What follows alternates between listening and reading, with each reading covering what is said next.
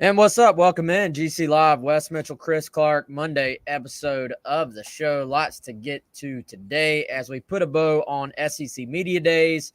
We will lock in our wide receiver preview and, of course, hit on anything and everything going on with South Carolina football heading into the start of preseason camp next week, right around the corner.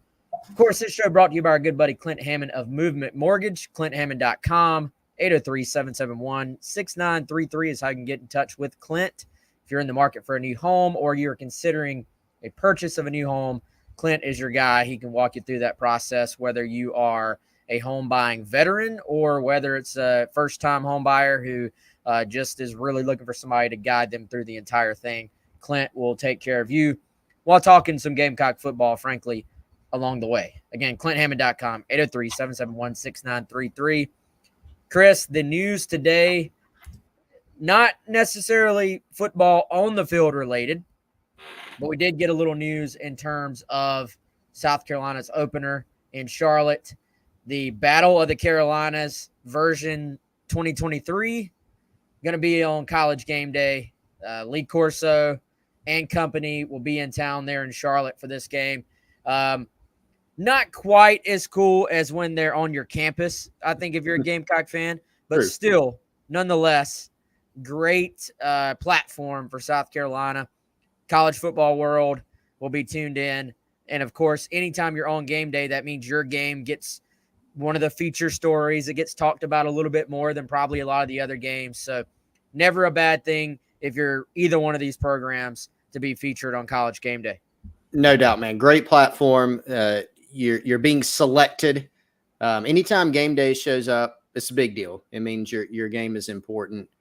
This is a game that's probably a little bit more of like I don't know if niche is the right word. This isn't a national game in the sense of like when Alabama plays Texas. It's a little bit more of like a national game. But this is two teams that are coming into this season with a little buzz. And definitely going to be a really good atmosphere, and it's a very intriguing opener. Also, Wes, I don't think you can discount probably one of the main driving factors in this, Spencer Rattler versus Drake May. They're going to play that up. That's going to be a big angle on game day. But this is big news. Lots of Gamecock fans excited about it. And, Wes, I have an announcement of my own. This news has prompted us. We have added a night to the hotel stay for the Clarks in Charlotte. We're going to stay the previous night. That'll allow us a little time to check out some of the game day atmosphere, etc. So this was big news in my household as well. So the Clarks will be live and on location from College Game Day. Live and on location, we will be there. What about the Mitchells? How are we looking? I don't know. So I honestly – so for those who don't know, Chris and I don't do the press box thing. Colin does that. Jack will be up there. Mike, maybe Kendall Smith. She's living in Charlotte now. And so I'm completely cool watching the game in the stands. I'm completely cool watching the away games, except for maybe one every now and then on TV. So we were going to do the whole, watch the other games, watch the whole weekend. But I did get a text from the wife upon that news coming out. See? That said, hey, we're going to Charlotte now. So I don't know. Maybe there's a Gamecock Central get-together opportunity on that Friday night. We shall see. If you are a local to Charlotte sports bar that's listening, hey, hit us up. Just saying. Maybe we can work something out. Maybe we can figure something out. I'm sure the folks with the Charlotte Gamecock Club will have something going on for you Gamecock fans there as well. So maybe we'll just crash their party. But anyway, great news. And, Chris, I don't think I've expressed this take recently, but I have. This is not a new thought, but I think it is relevant to right now.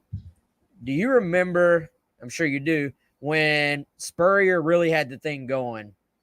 South Carolina was not every week, but almost every week prominently featured at least among the – I don't know how many games they talk about on a given show, but – the top 10 games, the top 15 games, even if they're not at those games, obviously there's a handful of games that are going to get the preview treatment they're going to be talked about on game day.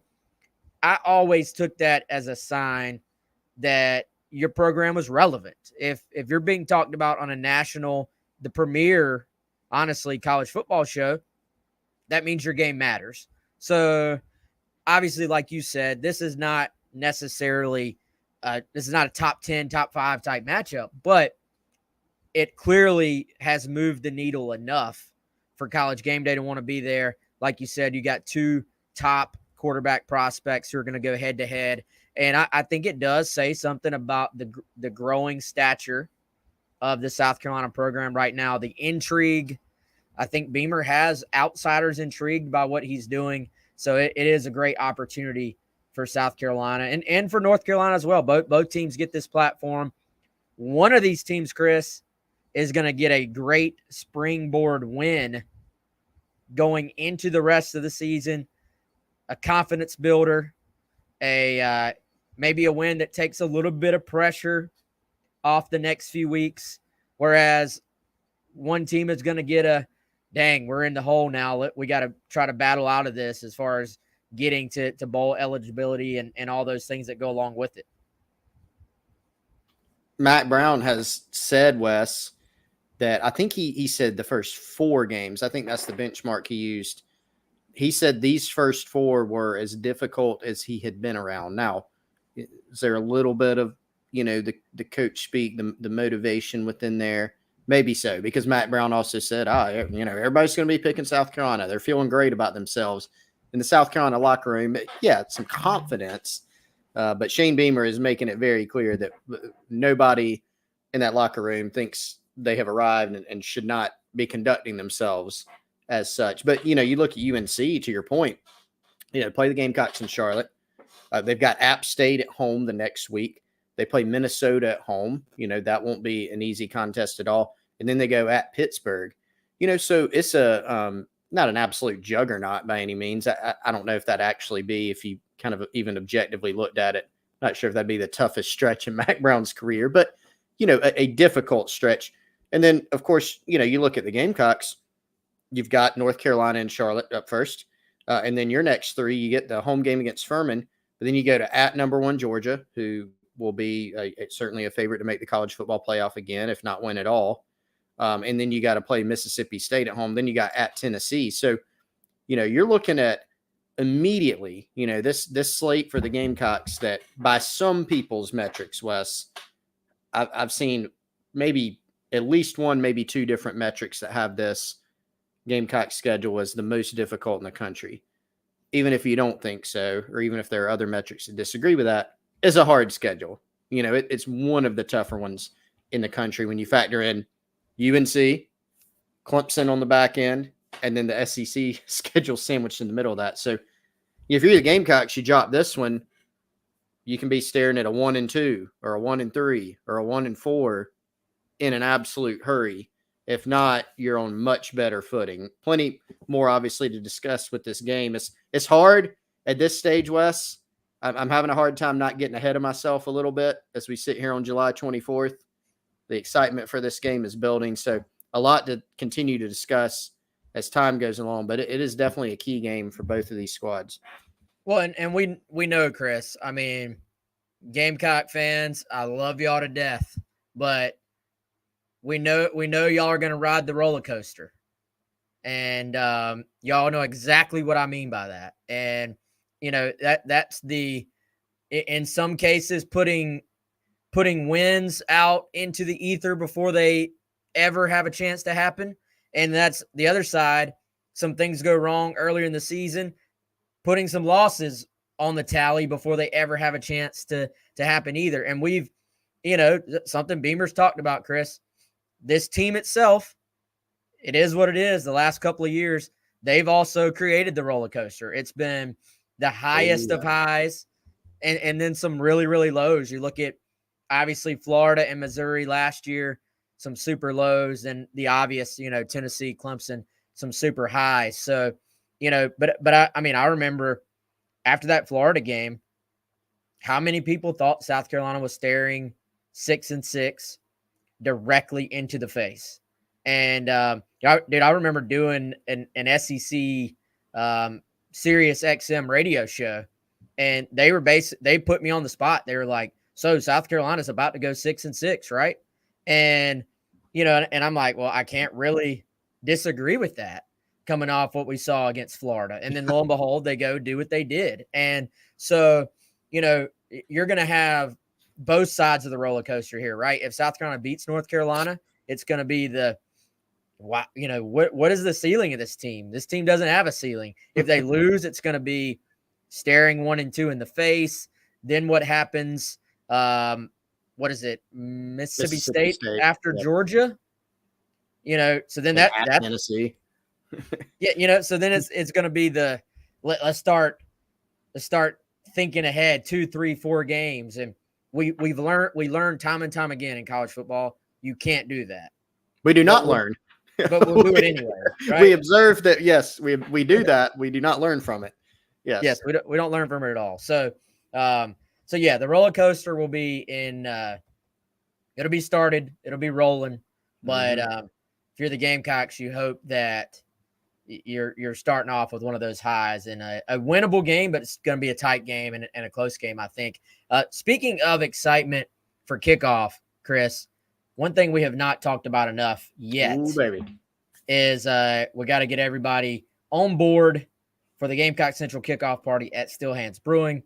That is set for August 19th. We do, as we have the last 2 years, have limited VIP tickets available. I'm going to throw that link in the chat. Please come check it out. It is a free event for the on-stage portion, but if you want to be guaranteed access to both an air-conditioned area in the back, a tent, some free food, some free drinks, and if you want to be guaranteed some time to meet our student athletes and chat with them and talk with them, that's the big thing here. Get one of these limited VIP tickets, and you'll be able to spend some time with our soon-to-be-announced student athletes who will be on hand. Of course, music from Patrick Davis and his Midnight Choir capping off the event, and our overage this year will go to the Beamer Family Foundation charity, which is always cool that we've been able to introduce a charity element the last 2 years. So either way, come check us out. August 19th, Still Hands Brewing, all afternoon into the evening. Chris, let's put a bow on media days. So for those who don't know, you got Birdies with Beamers, I guess what we're calling it, Birdies with Beamer. It's the media golf tournament. But what that actually means for the rest of you is that you're going to start hearing later this week, not just from Shane Beamer, but from some assistant coaches. And this is really the first opportunity in a couple of months. I feel like you do get a few questions answered on the stuff I love, which is like the specifics of position battles and depth charts and who's playing, this receiver position versus that. Who are the guys at left tackle and right tackle? You can start to dive into some of those things. So if we're going to put a bow on media days, we need to do that now. I'm sure Mike will probably put a bow on it on his end Tuesday night with his show. And then starting Wednesday, we'll start to have some real, more just sort of in-house, smaller details, the stuff that I think we excel on diving into going into next week. Then you'll have USC's media day. And then next thing you know, we're rolling into practice. So putting a bow on media days, I did think it was interesting. Among all these interviews, I'm not actually sure where this one came from, Chris, but reading from Collins' reporting, it does seem like the staff wants to play Tonka as an interior guy if possible. Mm-hmm. And that's the vibe I got from the quotes. It was pretty much said, hey, I'll do anything as far as I being Tonka, but that seems to be the plan. Interior, if possible. That matches what Beamer said months ago during the offseason. But that is something that was worth talking about. So I think that to me is maybe one of the smaller details, but that affects multiple things that we did at least sort of learn, sort of get a confirmation that it's still the case for media days, and something I don't think you and I hit on last week too much. Yeah, and certainly we've talked about, ideas of Tonka could do this, Tonka could do that. but getting a little bit more of a sense that, hey, more than likely, if possible, playing him inside would be the ideal situation. And, it makes sense. And that's where he played last season. I've been on record saying I think he was the most disruptive defensive lineman on the team last season. And by that, I mean in the entire front four. And he did it from that spot. So, it probably still is his best spot, Wes. So why not play him there? And that's where the if possible comes in, right? Because we know that USC does have some lingering depth questions at the edge position. If you can feel better about those, going into preseason camp, certainly exiting preseason camp, then I think you'll feel good about where you have also slotted Tonka. So can he play outside, play on the edge situationally in packages? Can he play there if you just need him to? Certainly. But I do like the idea of keeping him inside where he can kind of wreak havoc, split double teams, rush the passer. He really excels at that. And so if they can keep him there, probably the best move for him and for the team. No doubt, man. So Big Red asking, will there be any other press conferences with Loggins before game one? Yes. That's one thing, Beamer, as long as it continues the way it has in the past, Beamer has been excellent about making the coordinators available to the media. That in turn gives fans an opportunity to hear directly from the play callers, the guys, coordinating offense, defense, and special teams. So assuming that continues, yes, you'll probably hear from Loggins at the Birdies with Beamer, the Media Golf Tournament. You'll probably hear from Loggins at Media Day next week. And then at least last year, you heard from coordinators at least once, maybe twice during preseason camp. And then you heard from them once a week during the season. So unless they completely change their thought process on that, Big Red, don't think you have that as something to worry about. Chris, we already did our D-line preview, but I have been kind of digging on some various positions as I try to put together a projected depth chart. And two not surprising things I've kind of picked up on, but worth mentioning is it sounds like JT Gear has kind of been what he was expected to be, what he was brought in to be. I expect him to be firmly in the mix at one of those edge spots, if not starting at one of those edge spots. So that's obviously a positive. And also, I was warned, do not count out Nick Barrett. He can be the forgotten man a lot of times on this defensive front, but he's going to have a big role. We know about Tonka, obviously. We know that TJ Sanders was defensive player of the spring, but Nick Barrett definitely going to have a role. Obviously, Boogie going to have a role this year as well. I was told do not count those guys out by any means. Well, and Barrett he really is just a forgotten player. And I think one reason for that, Wes, is, when you just look at the trajectory, the actual playing time that he's had, it's not been as significant as some others, but he has been in the program a while. And I do think he serves maybe a more unique or a niche skill set in that this guy he's a massively built guy and super strong in the lower body. And so when you look at one of the key areas that South Carolina has to get better in, what is it? It's stopping the run. That's the entire team, as Shane Beamer pointed out. A lot of people, when you think about stopping the run, you think about just the defensive line, just edge contain, just linebacker fits, or missed tackles. But it's really the entire picture. If you really go back and kind of dive deep and get a little bit more granular into the run game, the run defense from last season, you'll see that if you're asking the question of what was the issue, it was a little bit of everything last year. In spots, you saw all of it. But Nick Barrett's an interesting player because he's someone that does have the strength and the build to be able to plug it out for you and hold it. And so I think particularly when you're starting to think of short yardage situations or maybe even some packages, goal line, short yardage, or even just as a rotational defensive tackle, he's someone that I think could take a pretty significant step forward this year. Carolina also, obviously they get Tonka back. They have TJ Sanders. They have Nick Barrett, they have Boogie, but you do lose Zach Pickens.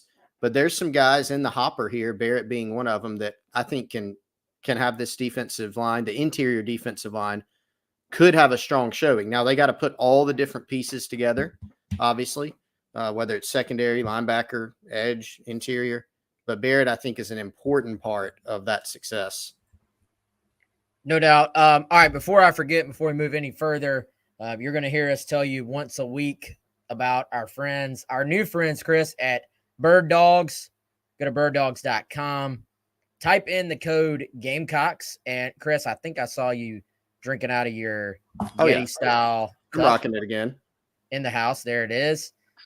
Use code Gamecocks when you make a purchase. Is there a limit on that? Is there a minimum on that purchase to get a free? No, you just use that promo code. You buy something and you get it. Anything. I believe.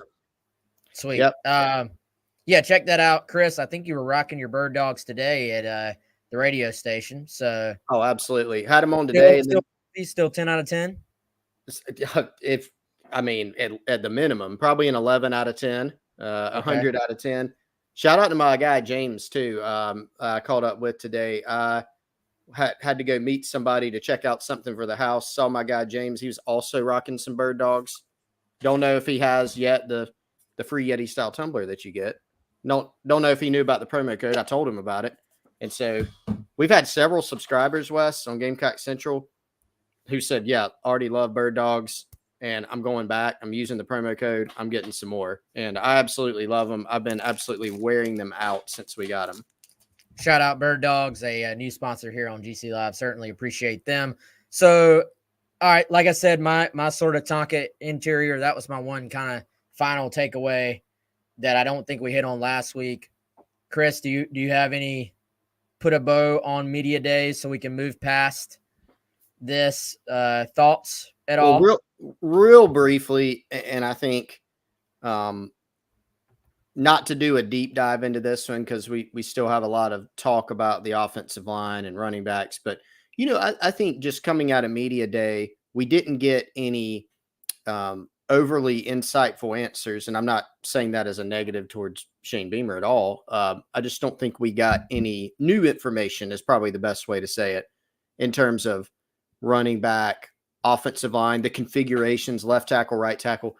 Or even just kind of your first five. We know some of the guys, but I think just generally some of those questions still linger. And so those are some things that we'll probably have to kind of figure out based on what we see, based on what we hear during preseason camp and then exiting preseason camp. The hope for South Carolina is you have a little bit of a better idea. Those questions still remain, right? Shane Beamer noting he's still concerned about the running back depth. You certainly have the edge depth questions. You have the offensive line questions. Every now and then, Wes, whether it's media days or just pick your time period, you'll have a storyline and you'll kind of get, here's a new bit of information that you come across that makes you feel maybe more positively, maybe more negatively about something. I think a lot of the questions that were formed going into media day persist coming out. So that's not anything super insightful, but that was kind of a takeaway that I had to put a bow on that. Yeah, for sure. Let's see. Bradville asking, what about Elijah Davis on the inside? Yeah, I think he's one of those guys that can play inside or outside. I think that will be maybe fluid depending on need. Hey, TJ Sanders played outside quite a bit. And, I think it depends on, are they going to be more 3-4? Are they going to be, or 4-2, 3-3? Is it a 3-man front? Is it a 4-man structure? Is that based on their current sort of team need? Is that based on opponent? Is that based on down and distance? They're going to have some options there. TJ Sanders can play inside or outside. So, that's another guy. So, we'll see where all that goes. I think they want Elijah Davis to be an inside guy, Brad. I thought he looked very comfortable outside at edge in the spring game. So that is not lost on me there. I think that's something to certainly keep an eye on there moving forward. But yeah, Chris, I'm hoping that we're going to start to get some answers as soon as Wednesday on, hey, here's who's in the competition at left tackle. hey, here's who's in the competition at right tackle. What have there been some changes in thinking as the spring has ended, as we've gotten into the summer, and as it has become apparent that obviously, Jalen Nichols is not going to be on the field for at least a decent portion of this season. So I think that's something, frankly, I don't know. Maybe we need to dig on that a little bit more ourselves because, that we did not get those answers during really the welcome home tour stuff or SEC Media Day. So we'll see if we start to get more of those leading into, the season. Maybe we get a depth chart drill out there. Maybe we get an open practice or two off the bat where we can start getting some of those answers. But it's going to be fascinating. Certainly some positions. I'm going to have more on the linebacker position moving forward because I think there's actually some interesting things to keep an eye on there, Chris. I'm working on some notes for our subscribers. We'll, of course, do a linebacker breakdown as well. But it hit me when I was kind of trying to sort through that. Mo Kaba played the mic last year. Stone Blanton played the mic last year. And Pup Howard was playing the mic during spring practice. So what happens as Kaba gets back in there as far as how that, the way to put together a depth chart, you got to know who's slotted where. So I've got some answers on that we're going to be rolling out here as we dive into the linebacker spot in the future. But all right, let's get past media days, get into our receiver position. I think a plane is landing on my house, which is unfortunate. But obviously this thing starts with Juice Wells. Is he the best receiver in the SEC? Oh, boy. You went there. Caught me off guard. Completely put Chris on the spot with that one. I mean, we can fairly easily say he's in the top, whatever you're coming up with, top 5, top 10. I mean, who else is in that conversation? SEC lost a lot of really good receivers from last season. I mean, I think he's easily top 5. You kind of start there and move up. I mean, Tennessee lost Hyatt and Tillman, and there are actually a bunch of receivers that have exited the league. Now, there's a bunch of good ones still there, but he's up there. The kid, oh my God, I'm blanking. Lad McConkey from Georgia. McConkey. I always want to call him McConkle. He's excellent. He was ahead of Juice in the SEC Media's receiver list. Mm-hmm. So, I mean, at the very, Will says top 2, and he isn't 2. I mean, at the there you go. Is there anybody out there? Let's put it like this. Is there anybody out there that South Carolina fans would take over Juice Wells in the SEC? Absolutely not. So, no. There's sometimes guys where you're like, oh, you have a pretty good player on your team, but there are some elite guys where you're like, oh, I would still take that guy over my guy. Yeah. Juice is at least on par with anybody else in the league, I think. So it starts there. And the funny thing is, the interesting thing is, do you remember how many oars there were on the depth chart last year, Chris? Oh, yeah. Some surprising ones at the beginning. Yes, Juice was an oar starter. And he actually started less than half of the games he played in last year, which is hard to believe. That is hard to believe. My brain doesn't even believe that as I say it, but it's true. That's fascinating. Now, did he play more snaps than who started in front of him in almost probably all those cases? I think so, unless I'm having just completely revisionist history in my brain right now. But as far as who actually started, first guy on the field. He didn't start all those games like it felt like he did. So now he goes into year 2. He's the guy. As you said, as we've said in the past, you said this in your recent insider report, he's become more of a leader in this thing. I think that's a big step for him. It's a big step for this group. Then you fill in sort of the slots behind him, right? Yep. So this is a group that once again has a lot of experience. So Juice Wells played a lot of football. He's very talented. You do have to keep in mind that one of your guys with a lot of experience who has played a pretty decent amount of snaps at receiver is now a running back in Dacarrion Joyner. And I think Dacarrion probably would have been a rotational receiver. In other words, he's going to play a lot more, I think, Wes, at running back than even he would have at receiver for multiple reasons. Mm-hmm. So it starts with Juice. The next two for me are a couple other veterans, Xavier Luedecke and Amarian Brown. Both guys that have, I think, still a lot of untapped potential. I feel like in when I'm 80 years old, I'm still going to be saying Xavier Luedecke really could have been something, So maybe this is finally the year. But Wes, I don't think I'm making up, I'm not conjuring up out of thin air the idea that Xavier Luedecke has a lot of talent, because we've seen some little glimpses that are also tantalizing of that talent. A&M kick return, Notre Dame catch in the bowl game for a touchdown. It's just about putting it consistently together. Xavier Luedecke, Amarian Brown. Here's a stat about Amarian Brown, Wes. 2 seasons at South Carolina, no touchdowns. And I also don't believe that. It's hard to believe, but it is true. I triple checked it. And I think he came to South Carolina with something like 8 career touchdowns at Georgia Tech. Didn't he break the freshman touchdown receiving record at Georgia Tech? That sounds right. Just like Juice, right? So Juice still holds several of the records at James Madison from 2 seasons there.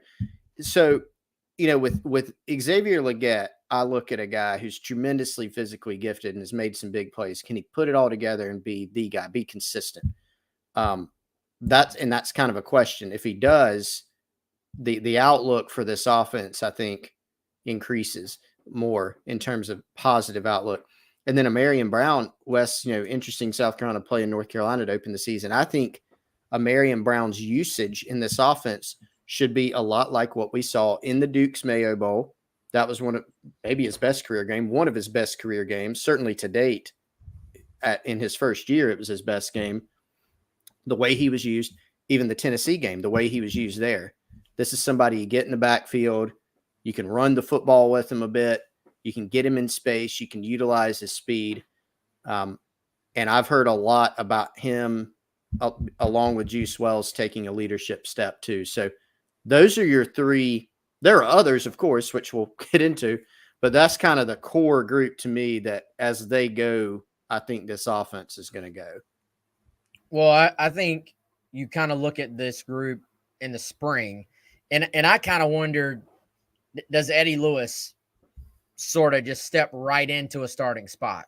Yeah. And it felt to me like Lewis could be the guy as a slot, which in this case, that would mean taking AB's spot, or he could have been the outside guy opposite of Juice, which would mean he took Luedecke's spot. It also felt to me the practices we saw, what we got to see of the ones that both of those guys were like, nah, this is we're holding you off, man. Yep. So now is Eddie Lewis going to have every chance to get in there and play? And could he win it on the field? Of course. Is he going to still play a lot, even if he's not the starter? I think he's the first guy off the bench. And I think as a veteran guy and as someone who has played slot minutes and outside minutes, he maybe can kind of be your backup at 2 spots. And depending on, let's say he's the 4th overall guy, depending on who's 5th, depending on how you feel about the guy that's 6th overall, maybe Eddie just kind of fills in his next guy up, and then there's a gap between him and the fifth guy. Or maybe one of these other guys steps up, has a great preseason, and sort of says, hey, no, I'm in the rotation too. I want to play. What is Nick Harbor's role? We've talked about that. I mean, we talked about that since he committed. What is fair for him? Throw in Elijah Caldwell. Where does he sort of slide in this thing? I think he probably is a slot player as well. So you're going to have, Omega Blake, about to forget him. That's a guy that you look at the end of last year when their depth at receiver really got tested. Omega Blake and Landon Sampson were the guys who sort of stepped in and played a little bit in the bowl game. So, I do think you kind of know who those top 3 or 4 are. The fascinating thing here will be sort of how do the rotational snaps spread out among that next group. I think is maybe the most interesting conversation with this group as a whole. And I would throw in, Wes, forgive me if you mentioned him and I totally glossed over, Peyton Mangrum is a guy I think you watched there too. And he'll be a key special teams player. That's the other thing. I mean, some of these guys are going to be very important special teams players. Xavier Luedecke probably has, probably not a probably about it. He's the leading guy for the kickoff return job. And, in terms of punt return, Eddie Lewis, has a background there. He could be the starting punt returner. Peyton Mangrum's been a really good special teams player for USC. So some of these guys are going to play key roles there. Yeah, I agree with you. Lewis, when he signed as a transfer, he was somebody you looked at. And for me, Wes, it was, all right, this may be the Josh Vann replacement, and that he can maybe be your starting punt returner and he can be a starter or an or on the depth chart, right? Like they had last season, he can be an or. I think as we went through spring, maybe he wasn't an or. I think it was, like you said, it was Juice and AB and Xavier Luedecke. Those are your pretty clear top 3. But Eddie Lewis will probably have something to say about that race. And if you go back and kind of look at the snap distributions for last year, there's some snaps to be had among the receivers. It's not like they're rotating guys 50-50, but they'll play guys other than the top 3. And then, personnel packages. I mean, you might want to have some different things going on there, but they have some guys that have some versatility, with where you can line them up. Lewis is one of those guys, and I think that kind of adds some value to him. For me, I am intrigued by who out of that next group of guys can step forward. Out of the younger players, Wes, Elijah Caldwell seems to have the most buzz, for me. But if Sampson, Blake, if they could take a step forward, that'd be huge too, because not only for this season, but starting to develop for next year when USC's losing those top 3 guys that we mentioned. Yeah, Chris, even with Amazia Bennett coming in, kind of if you look ahead real quickly, even if you can get 1 or 2 of those guys into the mix this year and that you really feel good about them, I think you got to start. I think you're going to be talking about this coming off season, finding a transfer portal guy or 2 to try and supplement that position. But that's certainly a conversation we'll have plenty of down the road. So, all right, I'm about to put you on the spot again, Chris. You ready? I'm ready. Who takes – so we're assuming the top 4. So, Juice, Luedecke, AB, Eddie. If those are the top 4, who takes the 5th most snaps at receiver this season? Yeah, that's a good one. And I don't, by the way, some people are probably sitting there going, when are they going to talk about Nicholas Harbor? It is coming. Oh, man. You know what? I actually may say Elijah Caldwell. I thought you were about to say Peyton Mangrum. I thought about it. I thought about a few guys. Peyton Mangrum almost came out of my mouth. But, yeah, I might say Elijah Caldwell. I think there's been plenty of buzz. Mm-hmm. players and coaches alike behind the scenes, some of it's been said publicly. I think camp will be a great indication because we've heard a lot of good things. Remember, he enrolled during the summer, so we didn't see him during the spring. So everything is kind of based off summer workouts, player run practices, the stuff that the coaches can get on the field with them and do, which is more than in past years. So we got to see the pads come on and how things go then. That could be a key differentiator.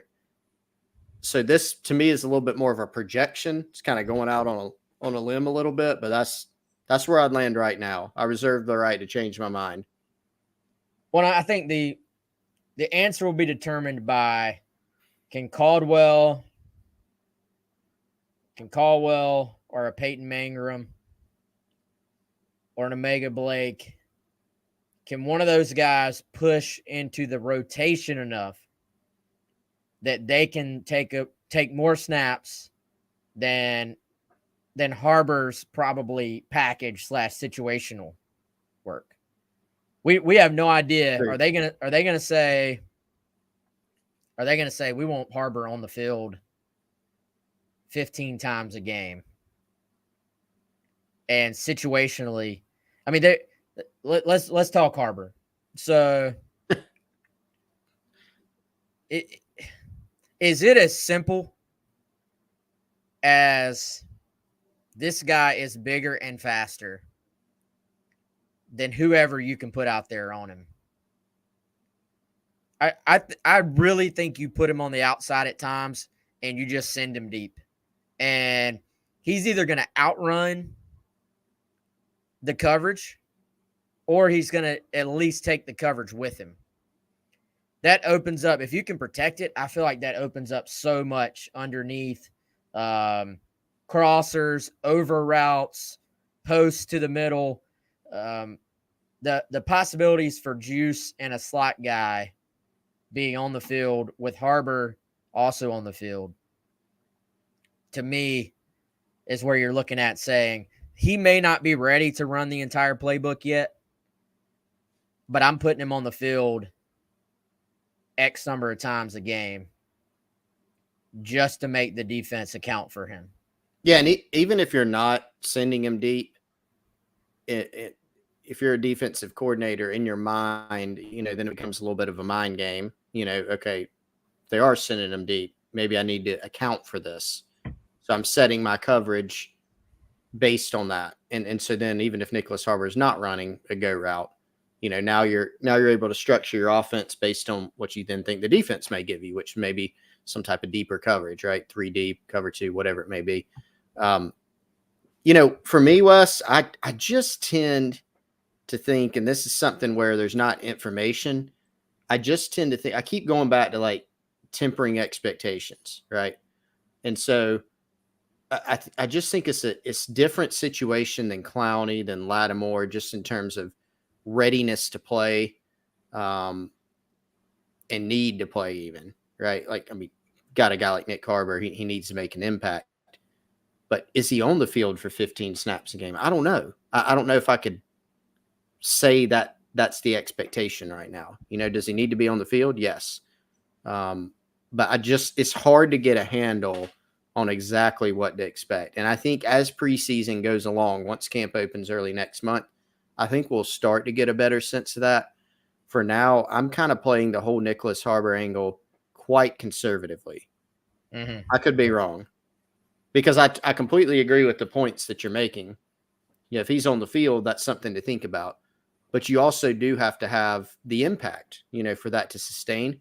And maybe he does make that impact. And then you're really cooking with something. So one of the most interesting and to me hard to peg things on this entire roster. Well, and I think, Chris, I would even argue, since I said 15, let's stick with 15. I would even argue 15 snaps a game. That alone may be conservative compared to where some people just see the 5-star and say, oh, this guy, I mean, Phil Steele magazine has him penciled in as a starting wide receiver. Yeah, exactly. I would be shocked if that were to play out that way. Now, if it plays out that way, that's fantastic because that means he's beat out some great players to start, some really good players to start. But I would say, especially if you drop that number down to, hey, he's going to go play 10, guaranteed to play 10 snaps a game at wide receiver. I think that is being pretty conservative compared to what random fan A thinks when they see, oh, he's a 5-star guy. He's going to play. He's going to make an impact. I think 15 snaps per game is a really good over-under for him to make it interesting, because I could easily see it hitting right around that mark. I kind of would be shocked if it went much over that mark. We know now is that number going to get skewed? Does he play 35 snaps against a Furman as they're trying to get him reps and get him comfortable, and play 5 snaps at Georgia? Yeah. So these things are never video game like, where it's just, hey, this guy has this rating, he plays this amount, go play. It's always some ups, some downs, some, hey, why isn't that guy playing? Why is that guy playing along the way? Which is what makes it fascinating. We've said it time and time again, Chris. There is a path for Harbor to make a decent impact on this team. But finding the path is going to sort of be the most interesting conversation maybe of the entire offseason. Yeah, and, at any point, if the offense hits a wall or struggles in a particular game, or heck, maybe even if they are not struggling, maybe even if they're doing well, there's some kind of snap count for Harbor that I don't know what the line is, that there's going to be, where's Harbor, posts, tweets, X's, whatever they're called, Wes. I don't know what we're calling Twitter today or in the future, but how weird is that, by the way? Yeah. Sounded like old man yelling at cloud. I don't like it. But anyway, that's for another day. But yeah, I mean, he, because of the amount of hype, the well-deserved attention that he got during recruiting and his immense skill set, the expectations are quite high here. I think despite Beamer and us and everybody else yelling to temper, will that really happen? Probably not. Especially if the offense hits a wall, there's always going to be calls for, just kind of like a backup quarterback. Put that guy in, give him a try. And for somebody with his physical tools, that's what fans are going to want to see. Rightfully so. I want to see it too. I'm just very intrigued of how it's going to work and how big of an impact he can make. When, how much, how, all the different questions I have about Nick Harbor. So pretty exciting little subplot for this season. I got one final question for you. All right. Another one on the spot? On the spot, the way we like it. Let's do it.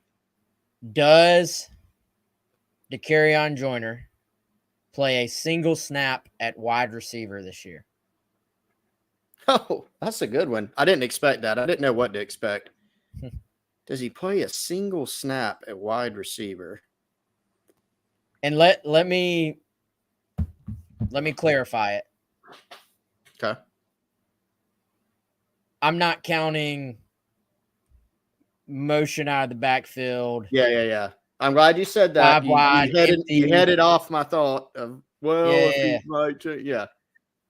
I'm talking about he's playing one of the 3 or 4 kind of main receiver positions on the field.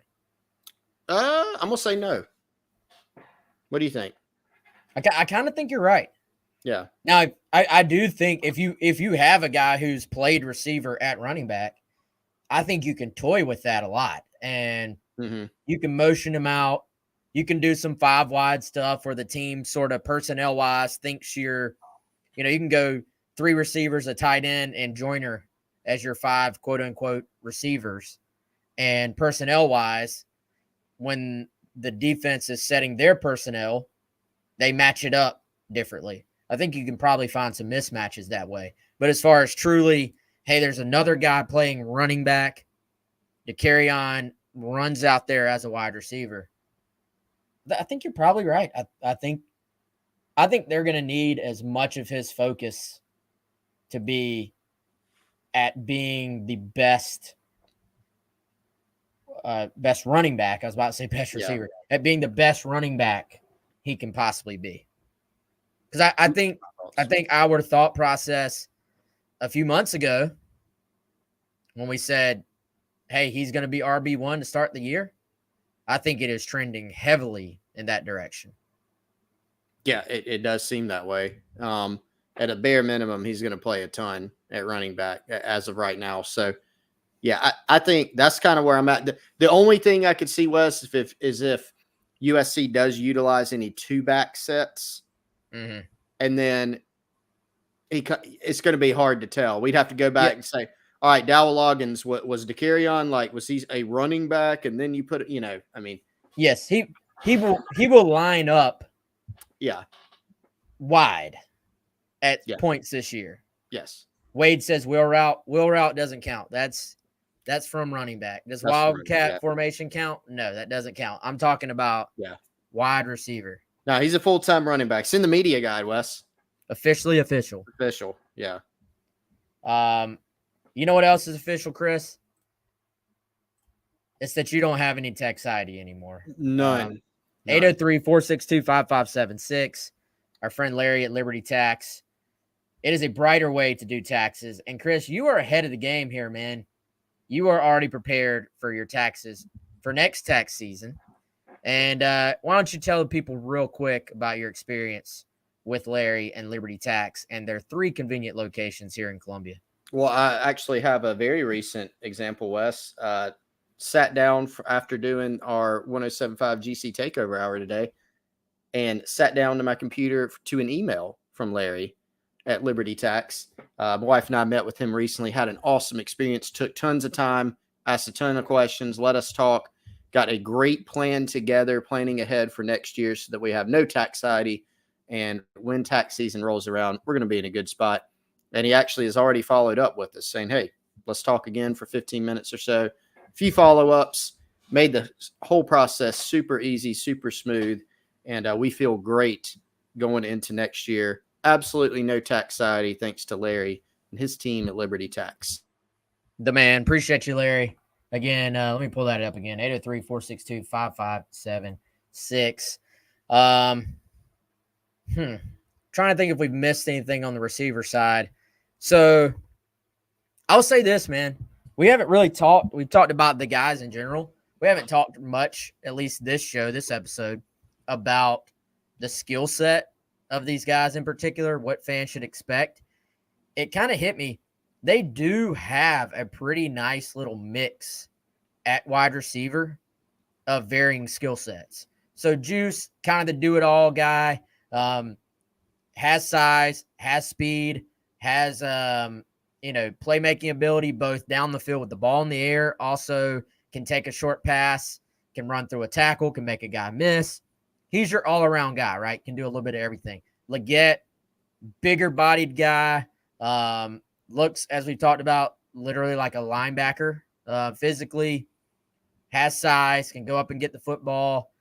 Actually, some similarities with Juice. I mean, I think you give Juice the pure, natural receiving ball skills, soft hands. You give him the edge. But, another guy that can do everything. Then you have AB, speedster, can work underneath, quick, can take the top off the defense if you want to run him down a seam, stuff like that. So you kind of have some various guys there that can do different things.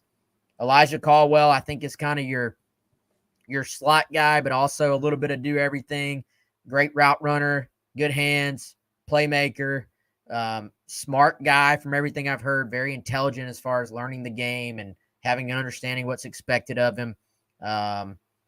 So we've seen Carolina in the past. There was a year under Spurrier where it was all short dudes. We saw it was trending, Chris, under McClendon, where it was trending towards a bunch of tall dudes. So, as we sit here, if you can kind of keep that top 4 healthy, you do have a nice little mix where teams can't just kind of say, oh, they're very one-dimensional. Like you have some versatility among this group. Yeah, definitely like the mix. And we've seen some glimpses and like some use cases of the ideal usages for these guys, and some of the things that they can do. I especially think of someone like AB West, where AB is not a guy that you line up as your number one receiver like a Juice or even like Xavier Legette's skill set. Like you line him up in specific ways and ask him to do specific things that play to his skill set, of which he has a unique one with the speed, the open field ability. We've seen a few games where AB has been utilized like that, and it's paid some dividends. Again, I go back to Tennessee or the 2021 Duke's Mayo Bowl. I think those are good use cases for him. Eddie Lewis, inside, outside. So I always am in favor of having a mix. You don't want a bunch of very small receivers. You don't want a bunch of just 6'4" guys, and that's just kind of your bigger receivers. They do have a good mix. So, yeah, keeping them healthy, definitely very important for this season. If they can stay healthy, it's a group that has a chance, I think, to make some noise. Big Red says, which option does DK play more, quarterback or wide receiver? That actually is an interesting question, Big Red. He's going to play much more running back than either one of those. The answer to will he play some quarterback, I would probably lean towards yes, he maybe still gets some snaps there. I would probably say quarterback, although I do think that could be a great role for Lenore Sellers, is the role we've talked about it, the role we saw DK in last year in the backfield at quarterback could be a great position for Lenore Sellers to help this team. So that'll be something to keep an eye on as well. But as far as quarterback or wide receiver, since I kind of agree with Chris, probably little to no snaps at true wide receiver, I'm going to say I would go probably quarterback over wide receiver. Yeah, I'd go there too. But I do think, with the possibility of Sellers out there and the possibility, Wes, of you want to keep the carry on healthy as a true running back too. So does that lessen it in general? And then the fact that you have Sellers, maybe that combination, probably, if I had to guess, not a lot of snaps at either. I think we see the vast majority at running back. I agree, man. All right, so that's going to do it for the day. We're right at an hour. Chris, appreciate you as always, man. Appreciate everybody for listening. This has been Gamecock Central Live. Shout out to all of our sponsors. And we'll have Mike Uva will be back on. He'll be on live Tuesday night. And then Chris and I will be back on later this week. Should have plenty more to chew on after Beamer and the coaches speak later this week from the Birdies with Beamer golf tournament. All right, y'all. Appreciate it. For Chris, I'm Wes.